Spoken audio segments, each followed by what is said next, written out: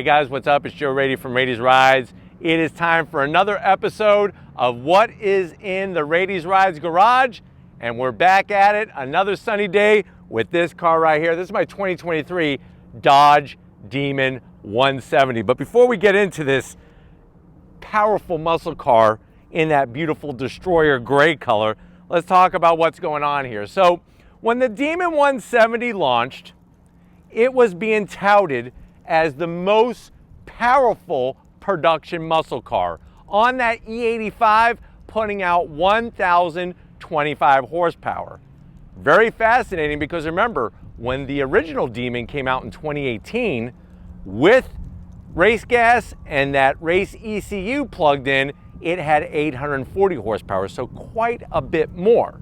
Now, unless you've been living under a rock, you would know that there is a car that's coming out in the next couple months. What is that? That's the mighty C8 ZR1. With that car, you're now looking at 1,064 horsepower. So more horsepower than my Demon 170. How do they do it? Out of a 5.5 liter twin turbocharged V8. Whereas with the Demon 170, it's that 6.2 liter supercharged Hemi with a lot of unique go fast bits underneath the hood from Dodge themselves. My question is though, and what a lot of people have been asking me, so I'm just taking what has been asked of me and now I am throwing it towards you. Does the C8 ZR1, because it's got that 1,064 horsepower, does it make the Demon 170 obsolete? And am I regretting getting the Demon 170 now that I know that the ZR1 has 1,064 horsepower? Why don't we go ahead, let's settle this the way that we like to do here on Rady's Rides. Strap on in and ride shotgun with me. We'll go for an on-throttle spin in my Demon 170 and discuss it.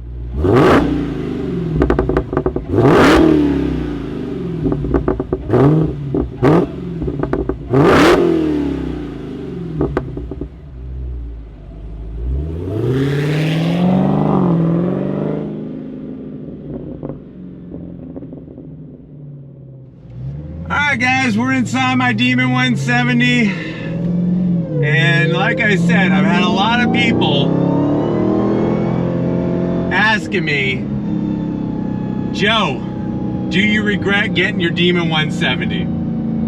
First of all, no, I don't regret getting my Demon 170, no matter what car is coming out.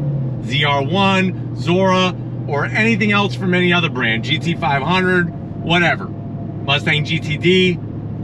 This car is really a unique performance car, and I think that's the basis on why it's not obsolete when you look at the ZR1. So ZR1, yes, without a doubt, has crazy performance numbers. One of those numbers being the amount of horsepower, 1,064 horsepower. But if we're judging a car, a performance car, just off of horsepower, I think that's where you're making the biggest mistake. Especially in today's age, where you have Tesla Model S Plaids, and you have Lucid Air Sapphires, and all these other performance-bringing EVs. The numbers, at the end of the day, only means so much. Now, yes, the ZR1 has 1,064 horsepower. And this Demon 170 on the E85 has 1,025 horsepower. So you might say to yourself, well, that's the automatic winner. That makes the Demon obsolete. But let's talk about that for a second. First of all, I need to go on throttle. On throttle, here we go, yeah!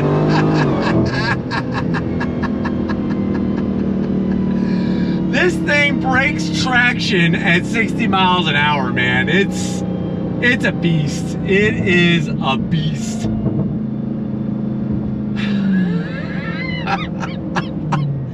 It really is a special experience, and I love sharing it with you every single time. But let's talk about this for a second. So the numbers from GM, because obviously the ZR1 is not available for sale yet, and there hasn't been a media drive yet, but we will be having a media drive, don't you worry. The numbers are 0 to 60, 2.3 seconds, quarter mile in 9.6 seconds, which is damn fast, and a top speed of 233 miles per hour. Now, first of all, remember those are all times done with the low downforce ZR1 setup. So if you get the aero package, the carbon fiber aero package, your top speed and whatnot is not going to be as high because of the extra drag that you have. Those numbers, hands down, are mind-blowing. I mean, especially from a 5.5 liter flat plane crankshaft V8, that V8 that's in the Z06 with the addition of the 2 turbochargers.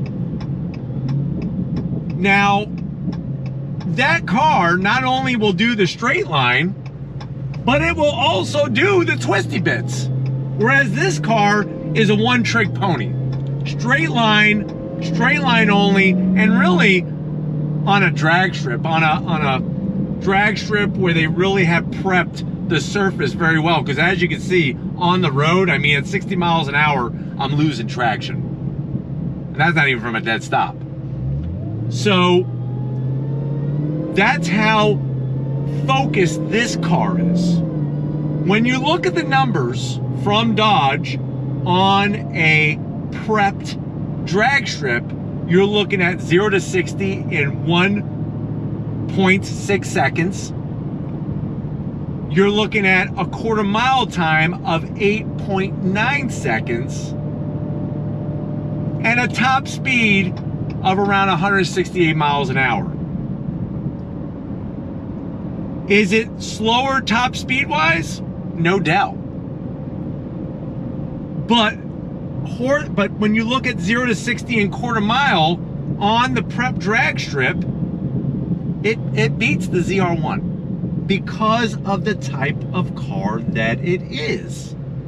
So those that are saying, well, oh, all those Demon 170 owners must be really regretting their decision, like myself, am I regretting my decision? No. They're 2 totally different cars. That's like saying when I bought my Shelby GT350 and then the new GT500 came out, I wasn't regretting my decision. They're 2 totally different cars. One is a supercharged V8, the other one is a naturally aspirated V8.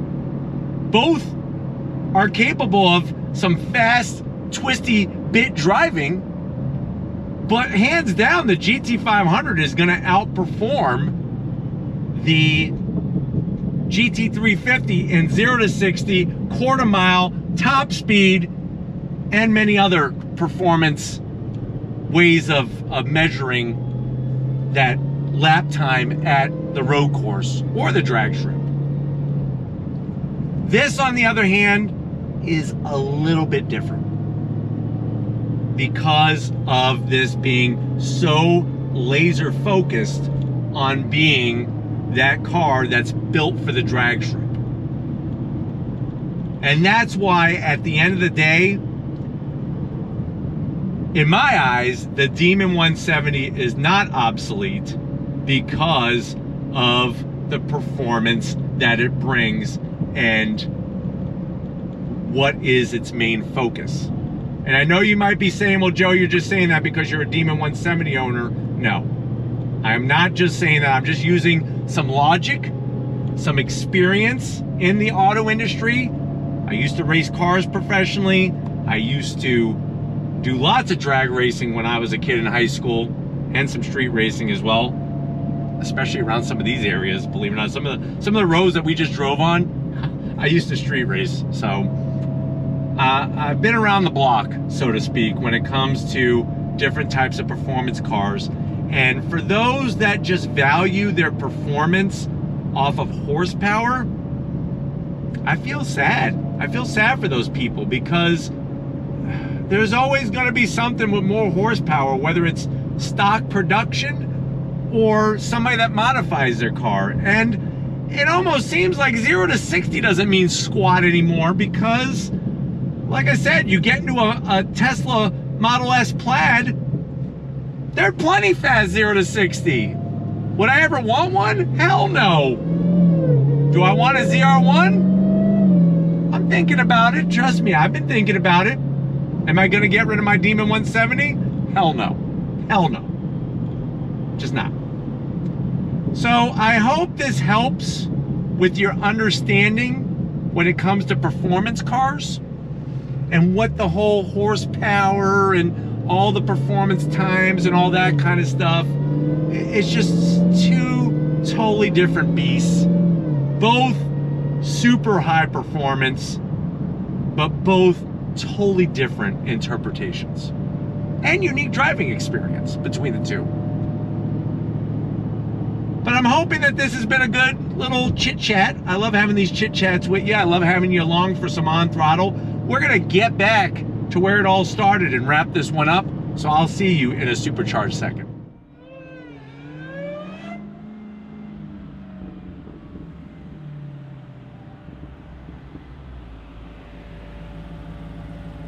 All right, guys, thanks again for taking another ride with me. I know a lot of people have really been liking these episodes of ride-alongs in vehicles from the Rady's Rides Garage, but let me know what you think. Are you still thinking that the Demon 170 is obsolete now that there's a ZR1? Or do you have a little bit better understanding of how they're both very unique cars and really you can't compare them to one another? Let me know in the comment section. But if you're new to the channel, you're on your way out, hit that subscribe button. I promise you it's worthwhile. Come back for more. If you are a subscriber, thank you for being part of the Rady's Rides family. Gotta give it up to Lori Rady. She knows muscle power. She knows muscles because she's got plenty of them to work that camera like the champion she is. Thank you, Lori, for all that you do. And just like always, guys, I'll see you on the next ride.